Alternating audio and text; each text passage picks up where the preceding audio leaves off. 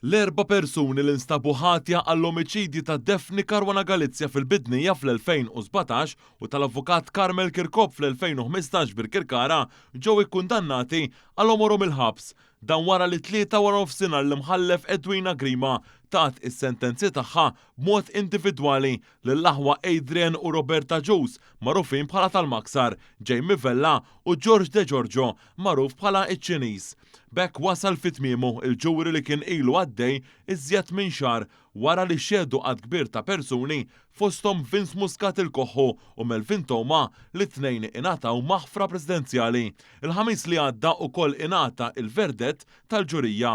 Hawnhekk Roberta Jones u Jamie Vella ħatja għal qtil ta' Defni Caruana Galizia b'8 voti kontra wieħed u ma nstabu ħati ta' kompliċità fl-isplużjoni li kkaġunat il-mowt u ħatja li kienu fil-pussess ta' splussivi.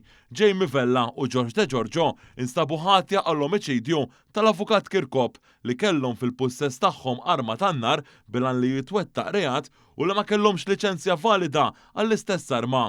Adrian Naġus tal-Maksar instab ħati wkoll mill-ġurati b'kompliċità fil-qtil ta' Karmel Kirkhope. George De Giorgio, apparti din is-sentenza ta' omor il-ħabs, qed jiskonta sentenza oħra ta' 40 sena ħabs dwar il-qtil ta' Defni Caruana Galizia, sentenza li wkoll ingħatat lil ħu Alfred magħruf bħala l-Fulu.